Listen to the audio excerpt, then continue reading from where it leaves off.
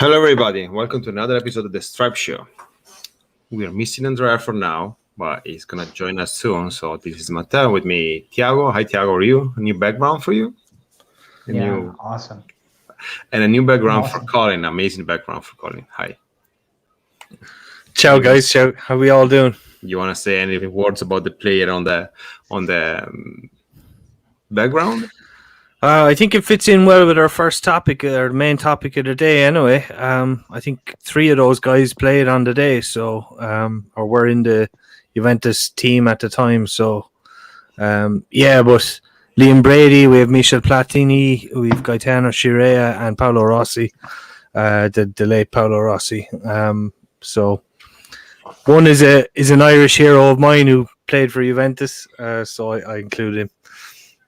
Well, yeah, I played 2 seasons for Juventus with 2 Scudetto, and he had to leave because back then teams were just allowed to elect 2 foreign people, okay? And actually he was supposed to stay because I think Boniperti got Boniek, but then all of a sudden Agnelli decided to buy Platini, and so Brady had to leave. And I think he moved to Sampdoria after Juventus, I think, if I'm not mistaken. I think he moved to Sampdoria, I think. But yeah, always are like nice words for Juventus, and really. And one of the Scudetto we won, I think the Scudetto, the second star, if I'm not mistaken, it was won because he basically shot a penalty at the last minute of the game, and when he already knew he was not gonna be a Juventus player anymore. So thank you, Slim. Right, so.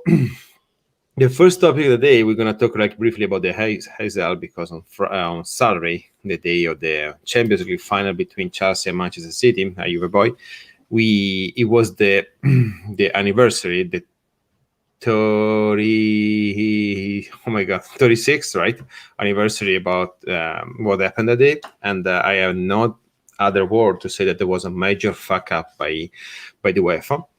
And nobody at the end paid the price other than the 39 person that died that day on the following day, because I think 36 died the same day, and then we had 3 more people passing away in the day after. Okay, there was the Champions League final back then between Juventus and Liverpool, and Juventus and Liverpool were like the 2 big powers that season. There was like a preview final between these two. Everybody was waiting for that final to happen, and they were Juventus were coming from the season before winning the European Cup winner in Basel against Porto, and Liverpool beating Roma in Roma at the Stadio Olimpico at the penalty shot. So the 2 teams actually play 4 months before in the European Super Cup final. They played just 1 game in Turin. Juventus won 2-0. Okay, it was a game that all the Juventus was waiting, because it was supposed to be the celebration of the recent years. Okay, because we had like a great team, and we were waiting for that cup that we were not able to win, because back then we already lost twice. One against Ajax in the 70s, and one against Hamburgo in 83. And that's it. So it's still honestly undisclosed why UEFA decided to pick that stadium. It wasn't small, because the capacity was between 58 and 60,000 people, so it wasn't really small. Okay, and I think there was some kind of anniversary for the Belgian national story. I don't know about that, honestly. I don't know really well about that. And delegation from Juventus and Liverpool asked UEFA to change the venue, because the venue was actually a piece of shit stadium. Let's call it like the way it was. Okay. And it was a tragedy that was meant to happen after that was organized. So basically, all the organization was a major fuck up. Okay, so I know Colin has some picture. Okay, so they said it was supposed to be divided between the 2 fans. And you were on one side, it was supposed like the Juventus fan, on the other side was supposed to be the Liverpool fans. Okay, and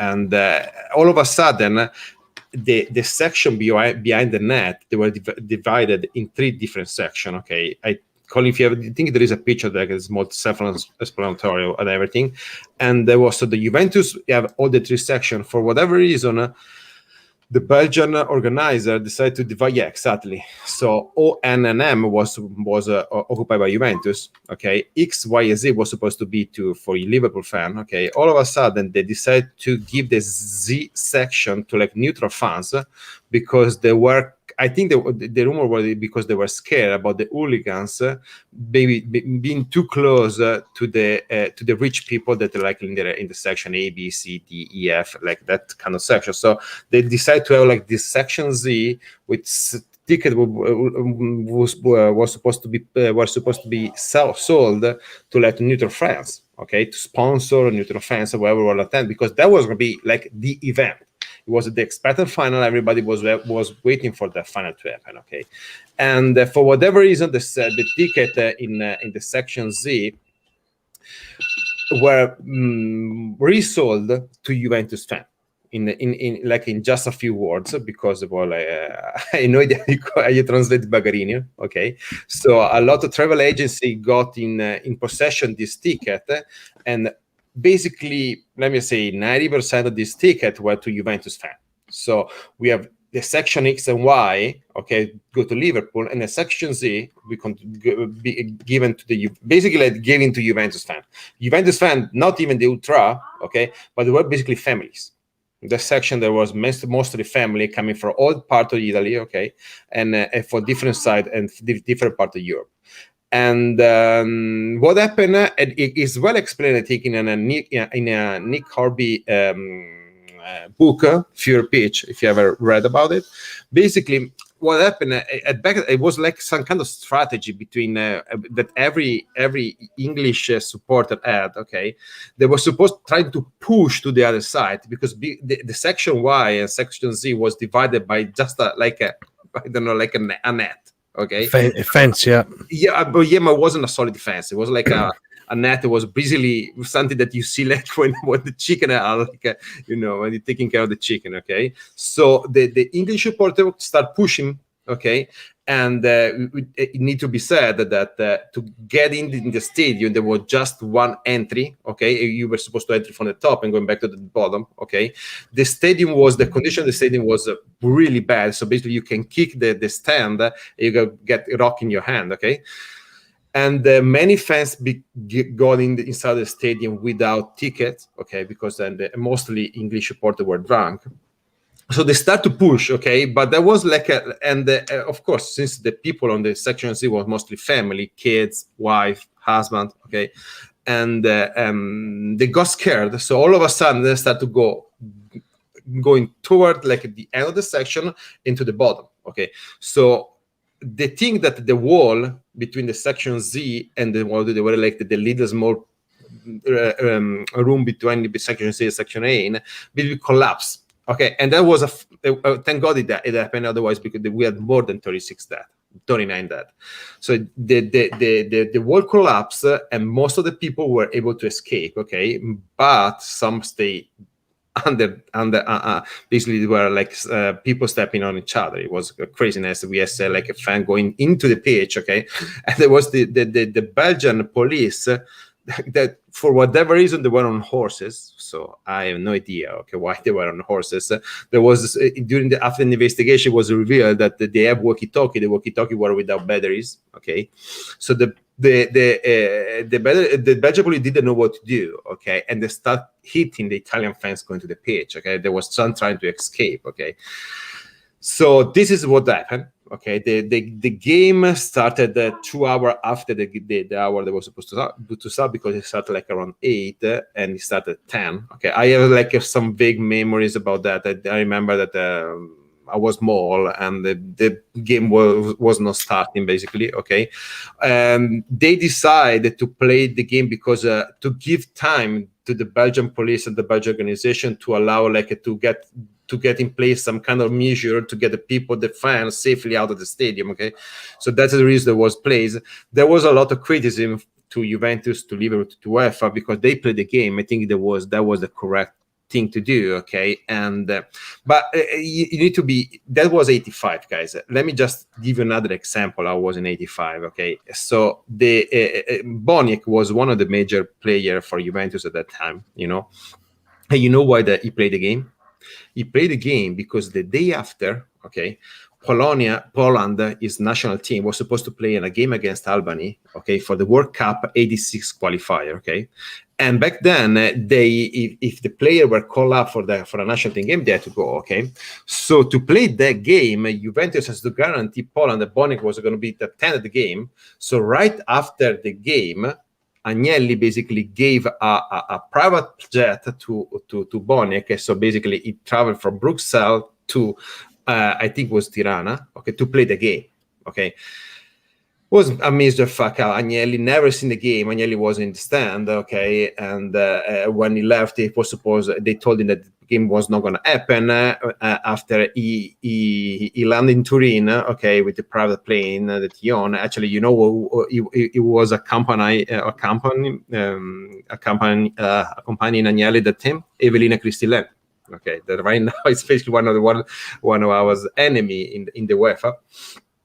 And they told him just at the airport that the game was played and that we won. Okay, there was a lot of criticism because they said that Juventus celebrated the win, what it was supposed to like the life achievement of like Tacconi, Scirea, Caprini, Bonini, Prio. Remember the starting 11, and when I am still today, I had the feeling that they knew something major happened. I don't think they knew how many people actually died, how big was the proportion, the fuck up, okay?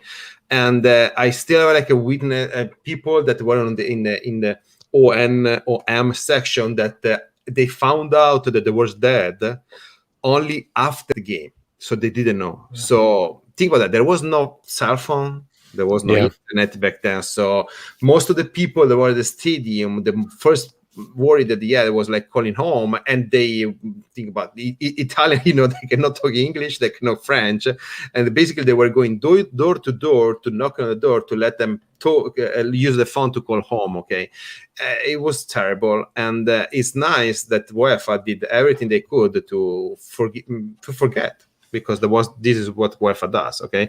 And so it was like saying, huge congratulations to Ceferin that on Saturday, on the day of the Champions League final, had really nice words about this event. You know what he said? Nothing. Yeah, exactly, nothing, because it's a net. So yeah, exactly. So because they try to. This makes a huge difference too. Images are a huge sign of what happened. One, with Platini carrying the trophy without expression, just like a tree carrying a piece of iron, because it seemed astonished by what had happened and how it happened. And honestly, usually when a team wins the Champions League, in the following year, they are very, very strong mentally and etc. And Juventus was not that team because of things that happened. So it's an issue that it happens once, not the first time that happened. A problem in a football arena, football pit stage, and it's a shame for UEFA that. And it sucks because, for example, and I think this is the ticket of the game. And for example, Milan playing the stadium in '89, I think, and against Malin, okay, before the stadium was completely rebuilt, okay, and they put the plaque that you said before because they wanted to forget everything that happened, okay. So Milan captain Franco Baresi before the game, I think he was. I don't remember if it was round of 8 or semi-final or Champions League. Okay, I don't remember that. I remember that before the game, Franco Baresi wanted to bring like some flour to the section where the disaster happened. Okay, and UEFA forbid him to do that. So just to see how it was handled. Well, let me say. It's not that Juventus did a lot actually to help like the victims or many wars and any kind of like I think Juventus tried to stay as far as they could for what happened too, okay, and it needs to be said that, okay, and for sure that changed like the history of the game, because English team were banned for the competition for 5 years, I think 4 or 5 years, and they were remitted, I think, in 91. Okay, Juventus played the following year for whatever reason without fan in the stadium. I remember Juventus play actually was fun because we played Verona the following year in the Champions League. But remember that English teams were banned mostly because of Hillsborough tragedy. Yeah, the Heysel came just a few months after the Hillsborough tragedy. I think it was just a few months after Hillsborough's tragedy. And it's also interesting to note that it was the British government that banned them. It was only Liverpool that were banned by UEFA. No, all the English team. I think Liverpool got like a 1 year ban more than the other team. So that's it. Yeah, but, and I'm not gonna accuse anybody who wasn't there. So I'm not gonna be. I think they could have avoided if like if the game was gonna be organized as like a game of disproportion was supposed to be organized. That need to be said, because. Mostly even because back then, at the time, they knew that the Liverpool fans, the English fans, were like dangerous. Okay, I'm not gonna say they could have been dangerous. So they knew. Okay, so they could have taken more measure to do that, but it's sad. So let's move to the different topic. Okay, and I know. So let's going back to the actuality. And I know Thiago should have something, okay, because we know we got like Massimiliano Allegri as a new coach. Okay, it's rumored that Allegri is gonna adopt a 4-2-3-1, 4-2-3-1 or 4-3-3 setup. So you think that the Juventus formation right now, Juventus roster right now, as the player to let Allegri play in this kind of soccer, or you think Juventus need to invest a lot in the transfer market with the money that now we don't have? That's a very interesting topic, because honestly, people are saying that Juventus under Allegri's guidance will play like this based on nothing. Because no trainings, we don't know exactly what Allegri saw or what he was on his mind in his last 2 years when he was out of the great football. But it's interesting, if you remember in the past when Allegri was trying to implement his tactics, that players like Matic, for example, with a very solid way to play in front of the defense, were like named to be a signed man, And right now, even Pirlo knows, since the day that he arrived, that we didn't have any players to play like that. Honestly, I think maybe Bentancur is the player that mostly can play like that.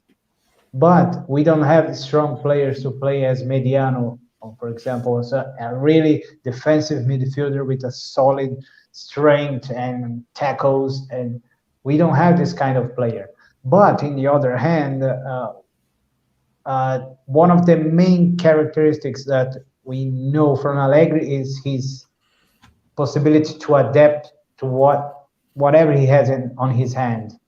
And this is a very interesting thing to considering what we have right now, because how many good players we have right now on this midfield. Yeah, like one of the funny things I think is like we signed a bunch of players last year, right? The team underperformed, so in a way, like we don't know, have we seen the best of them? We know for some of them we've probably seen the worst, but how good could they be with a a really top class manager? So I mean, guys like Artur, I think his potential is very, very good actually. If he can be very fit, that's same with McKennie as well. Kulusevski. That's a good point, because think about this. If Allegri imagines a team with someone like Artur, it's not possible all of a sudden, because Artur has physical injuries problems that he needs to solve it. I think it's pubalgia. I'm not so sure, but there's also that thing that Allegri loves to maybe have an option with 3 defenders on his hand to maybe during some matches, maybe against some difficult strategies. And our defenders, most of them are used to play as 3 as well. And we have this Danilo with an incredible season, and Alexander that is more like a defensive side back right now, would be very useful if you're considering that Chiellini will probably renew his contract and be available for another season. But Alexander could be an option over there. Are you happy about Chiellini renewing the contract? I've heard speculation. That's about it. Honestly, I would love to see a rebrand almost like that, but I understand the reasons for his new contract, but not my favorite option. To me, it sounds like they might want to sell Demiral. Yeah, if they're thinking, and honestly, if you think about players who can be here for Chiellini in that position, maybe Andrea can be the one to answer this. Who can be the heir? Is Romagnoli a heir? Is Romagnoli the heir of Chiellini? Benvenuto. What is going on here? Don't worry, we're not doing it. Yeah, we're just talking about Juve. Agnelli statics. Agnelli statics. Agnelli. Yeah, sorry. What did you say about Chiellini? Ciao, Forza Juve. Are you happy about his renewal contract? It's about to be official in the next few days. I cannot call myself happy because of that. We all love Chiellini. Hopefully, it's going to be the only senator remaining. That's from my point of view. But so you think Bonucci will leave? Okay. If it's not, I repeat what usually Matteo says. As long as they wear black and white stripes, I'm with them. Either their name is Chiellini or Dybala or Cristiano Ronaldo. But I have a question for you guys about this. Okay. Based on what you think, do you think really that the 4-2-3-1 is the best option to play with those players that we have right now in the roster? I don't know if it's the best option, but that's what they were saying. I have no idea why, but I guess it's just just the trending. Is a 4-2-3-1 is a trend right now. So I can tell you why. Okay. Why is because Kulusevski, Chiesa, and Dybala. Everyone wants them to play together and see what happens along the way. But Mr. Allegri is not the one that wants players to be, fresh kids, weak of strength in the defensive state of the pitch. It's not easy to think. Yeah, it's too speculative for me. I'll be honest with you. We don't know what he's going to do. Yeah. He hasn't even had. Yeah, he hasn't even done a press conference. It's. If he's gonna be coherent with what he usually says, I don't think he's gonna have one strategy, but at least 3. No, like we were talking with you guys, so that we were able to see 3 different Juventus in one single game with Allegri. Yeah. For him, it's very clear that the most important thing is not the strategy. There is always a little bit of pre-strategy before the game, but for him, it's the way you react at the game. So yeah, that's. So there is still a chance for the Bernardeschi? I think there is, guys. I think there is. This is a very good phrase of Allegri as well. The numbers doesn't matter. The matter is the function that you have on the pitch. Of course, it's the most important. Nice taken. Nice take. But that's life, in general. It's life. So I guess we all agree that we need to wait and see what's going to happen, and I guess we're going to find sooner than later, since the rumors that that Allegri should be meeting with the front office, like I don't know which front office yet, but okay, in the middle of the week. And speaking about the front office, there is a strong rumor that Arrivabene will be the new CEO. Okay, and personally, I don't know him. So Andrea, maybe you have something ready about like a couple of minutes. I read a little bit, Matte. Okay, Hugo, please teach me, because honestly, I don't know him. I don't follow Formula One. I know he's already part of the Juventus board since 2012, I think. Yeah, and is not coming to be like the man that would decide which player we're gonna buy. Okay, I think he's more like taking care of the financial situation. So, and I guess he has all the quality to do that, but other than that, I don't know. As you said, he's in the Juventus board as an independent member since 2012. They talk about him like huge Juventus supporter, and that's already a good starting point on my point of view. And yeah, before, I mean, I think the interesting part about this guy is the way he got to the point where he got with Ferrari, because he started from the marketing. He did like 20 years in marketing, and then started working for Philip Morris. And that's where his relationships with Formula One and Ferrari started. He was the one working on the sponsorships, and I think, if I'm not mistaken, Sergio Marchionne named him the general manager of Ferrari in 2014.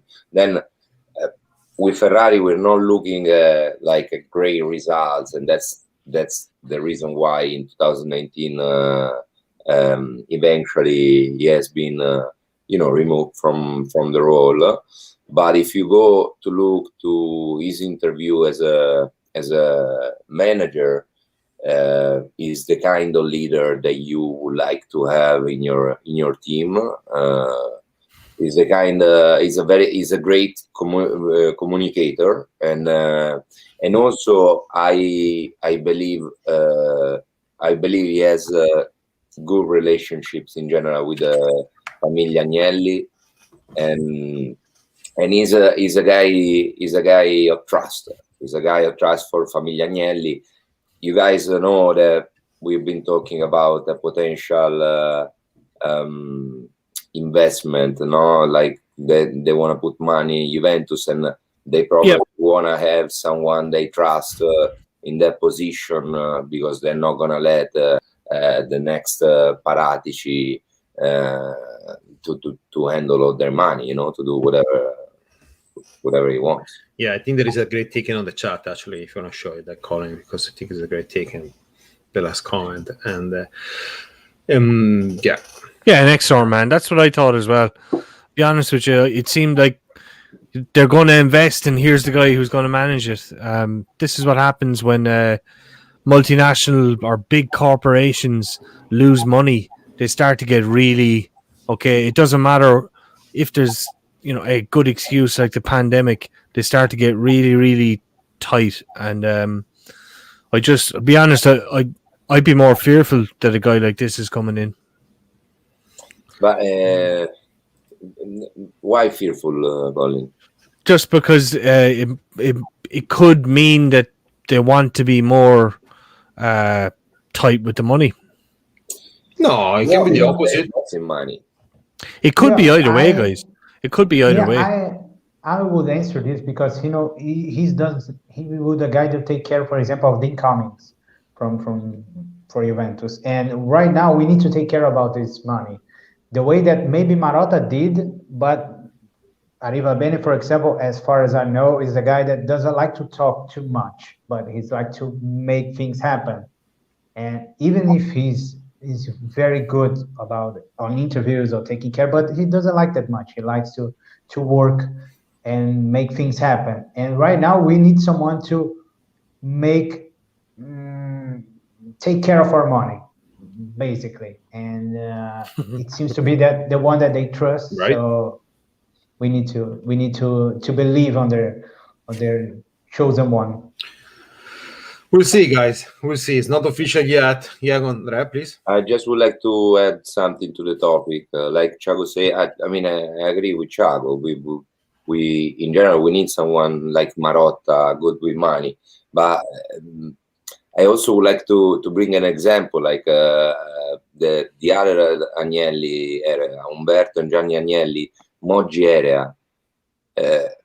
Guys, they wouldn't take out no one single euro, no one single lira. That's how Juventus always build our empire without money. So don't be afraid, Colin. It's gonna be a great asset. Well, it could be. It could look. We don't know what way it's gonna go, guys. We don't. We barely know the guy. You know. He was involved in Ferrari there, and Ferrari haven't been doing well for a while. So no, they're doing really bad. You know, really bad. Yeah, they're really bad. Honestly, when I don't know the word for this in English, but aumento di capitale, when it happens, it seems that something is not very, very good inside. No, it's usually bad, but everybody's losing money. So unless you have like a Qatar Emirates, Arab Emirates behind you, put like a fake sponsorization exactly, and give you money, you need to do something. So that's why Barcelona, Real Madrid is in deep trouble. That's why Inter is going to bankruptcy. That's why Milan cannot buy anybody, and that's the reason. So unless you are like playing a Premier League where they're throwing money to watch a game, or you have like some Qatar sheikh wanting to invest any money. So that's the way you have to be. So, well, yeah, okay, but I'm saying like he's been the scapegoat. I don't think he's being so fair to. But I don't want to really go adding anything to the narrative. So let's move to the different topic. And there was a day, what I really love, Serie A awards. Because remember that Serie A awards last year made us a huge favor, making Dybala the best player in Serie A for 2019-2020. Okay, so just to summarize what happened. So they give like a best keeper to Gianluigi Donnarumma. Definitely agree. Best defender to the Butcher, okay, and actually I keep reading comments about Juventus fan wanting to get Romero back. They really don't understand that if Romero played with Juventus, probably he would have got probably an 11 to 15 red card all season. Best midfielder to Nicolo Barella. Best forward to Cristiano Ronaldo, the best player overall to Romelu Lukaku. So I think the best under 23 player was Dusan Vlahovic. Oh, okay. I missed that. Oh, he's a. No, I don't have anything against this. I don't have anything. No Dybala, no Dybala this year. No, unfortunately, he doesn't get a free one 2 years in a row. That would have been a great result, though, after a season like this one. Does he qualify? Has he played enough game to get the? No, they might start considering different. As Thiago said, the PlayStation. I don't want to be too. TikTok awards. Yeah, no. Okay. You know, guys were saying that Juventus should have Romero, should keep him. But if Romero stayed at Juventus, someone would need to leave the list for Champions League. They would be Demiral. And actually, then if Demiral had been kicked off the list in last December, people would be mad. But Thiago, I know you watch a game. You were watching Demiral last year with Genoa, so the last 2 years with Genoa. So Romero, you mean? Yeah. Yeah, exactly. He wasn't that great. Can we say that? He's still fairly young, okay? So he may develop and be like a great player, okay? Actually, I would curious to see because I think it is going to be called for Argentina for the Copa America, and Thiago, you know that the Copa America will play in your country because I know you love this news, okay? Because Copa America today was officially moved from Argentina to Brazil, okay? Because supposedly Brazil is doing better with COVID than Argentina, and I know Thiago has some. Thousands of deaths per day. So we are great. We are great. You're doing great. Okay, let's not go into politics. Okay, and but I actually would be curious to see as Romero is going to do with an Argentina national team, because I think if Argentina is like they need. I think a center back, because they have like a great tradition. They don't have like much, because they have like Otamendi, they have Pezzella. I can't even think about Marcus Rojo. That I can't even think about any other center back from Argentina. Okay, and not on this is like remind me the second coming of Samuel, so or Passarella. So playing in 3 and playing in 4, it's way different. It's a nerve of difference. Yeah, so right. It will not be easy for Argentina. And I think Atalanta has the right to buy Romero for like a amount of money, like 17 or 18 million euros. So it's not even up to Juventus at this point. Okay. So you, Andrea, Colin, Thiago, anything to say about Serie A awards? Because to me, these kind of awards are really close to meaningless, but okay. Absolutely. I mean, Dybala last year, for me after that, I have no interest. Capo Cannoniere is the only one I pay attention to. Christian Romero, I have to say, I think he's a very good player. I think he's performed in the Champions League very well. We've seen him against Liverpool, dealing with the likes of Mo Salah, Sadio Mane, and the rest of them, and he was very, very good. But there's no point crying over spilled milk. He's never going to be a Juve player, so I've given up on that. No, me too. I don't like Serie A awards. I don't like this kind of awards in general, because I never seen them to be extremely fair, but more of a promotional things to depend. That depends on the timing.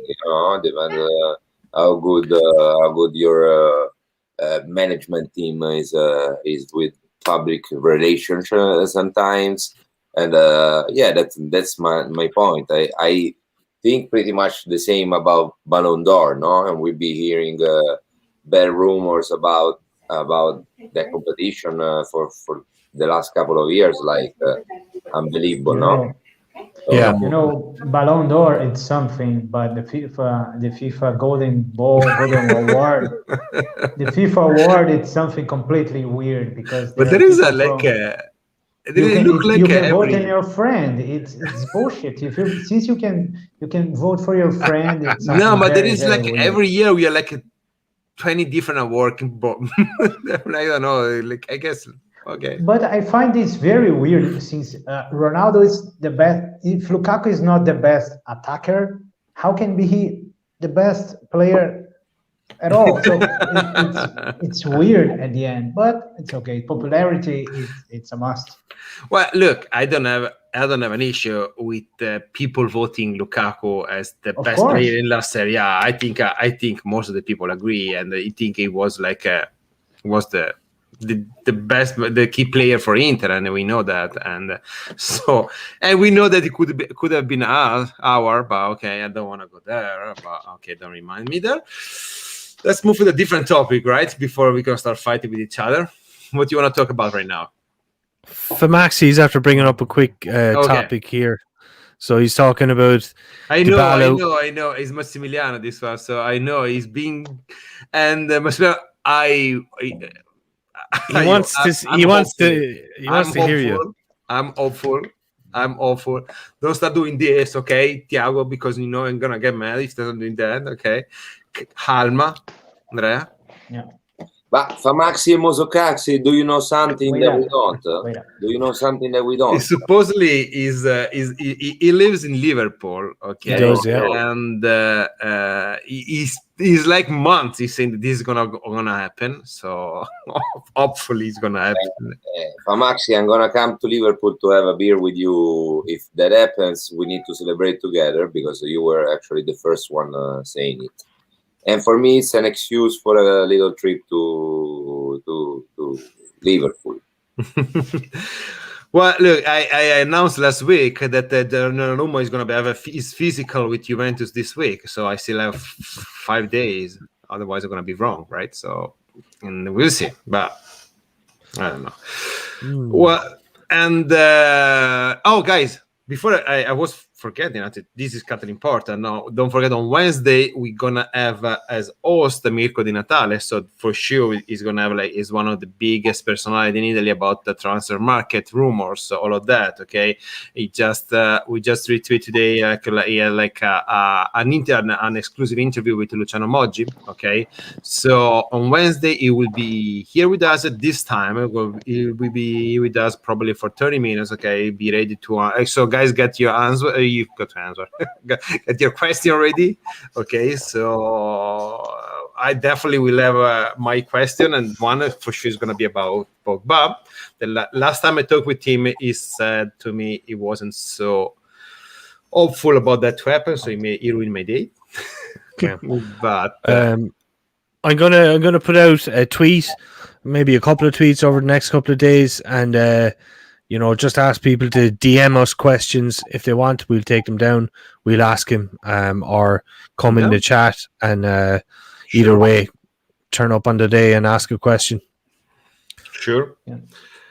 So, look, in the latest news about the market, it looks like Sarri is gonna be new Lazio coach. Okay, so that gave Serie A good roster of coach next year. Okay, I think. And but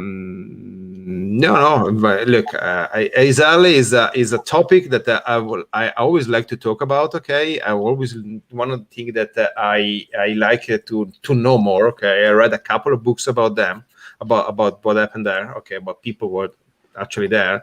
I had a family friend that actually was there at the game, and he was in that section, and he is because he's still alive.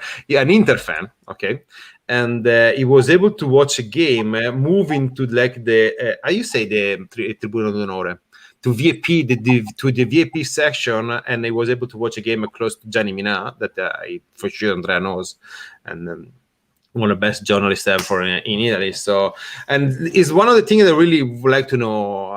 I never get bored to see to watch, even if it's a sad happening for sure. So, I think you need to learn story to learn more about that to understand things.